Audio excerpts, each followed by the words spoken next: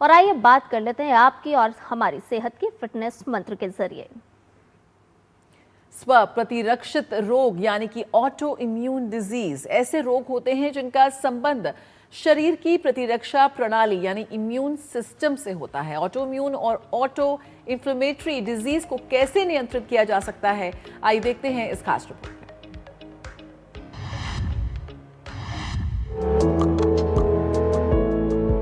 रोगों से बचाव और संक्रमण से लड़ने के लिए हमारी सहायता करती है रोग प्रतिरोधक क्षमता यानी हमारी इम्यूनिटी। लेकिन कई बार प्रतिरोधक प्रणाली अपने शरीर के विपरीत ही कार्य करने लगती है। ऐसे में रोग उत्पन्न होने की संभावना रहती है, जिन्हें ऑटो इम्यून डिजीजेस यानी स्व प्रतिरक्षित रोग कहते हैं। जो ऑटो इम्यून डिजीजेज होते हैं उसमें अपनी बॉडी की जो इम्यूनिटी है वो अपने ही सेल्स, टिश्यूज, ऑर्गन्स के अगेंस्ट काम करना शुरू कर देती है और उनको नुकसान पहुंचाती है, जिसकी वजह से अलग अलग ऑर्गन्स पे इसका असर आता है। हमारी प्रतिरक्षा प्रणाली हमारे शरीर को बीमारियों से बचाती है और रोगों से शरीर की रक्षा करती है। किसी जीवाणु या विषाणु के शरीर में प्रवेश करने पर शरीर में उपस्थित श्वेत रक्त कोशिकाएं एंटीबॉडीज का निर्माण करती है, जो रोगाणुओं को नष्ट कर देते हैं। ऑटो इम्यून बीमारी होने पर व्यक्ति की प्रतिरक्षा प्रणाली बीमारियों को रोकने की बजाय अपने ही शरीर के स्वस्थ ऊतकों और कोशिकाओं को नष्ट करने लगती है।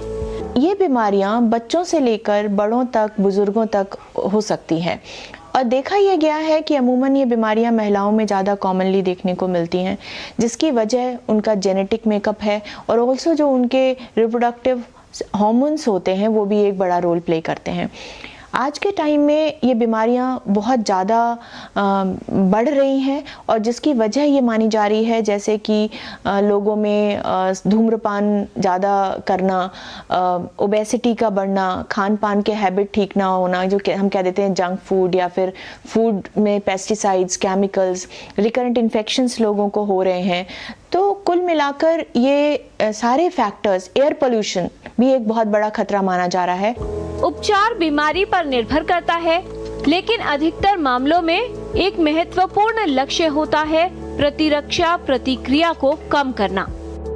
बहुत सारी दवाइयाँ अवेलेबल हैं, जिसमें कुछ दवाइयाँ बहुत कॉमन है, इनएक्सपेंसिव है, बाकी फिर हम उनको सेकेंड लाइन, थर्ड लाइन इस तरह से कैटेगराइज करते जाते हैं। तो मरीज को अगर माइल्ड डिजीज़ है तो एक प्रकार की दवाइयाँ दी जाएंगी, अगर सीवियर डिजीज़ है तो उस कंडीशन में ऐसी दवाइयाँ दी जाएंगी जो कि तुरंत एक्ट करें और डिजीज को तुरंत काबू में लाएं और उसके बाद फिर मेंटेनेंस ट्रीटमेंट दिया जाता है। बेहतर प्रबंधन के लिए जीवन शैली में बदलाव आवश्यक होता है। स्वस्थ जीवन शैली अपनाएं, जिससे आपकी प्रतिरोधक क्षमता मजबूत बनी रहे, साथ ही इन बीमारियों को लेकर सतर्क रहें। किरण भारद्वाज, डीडी न्यूज।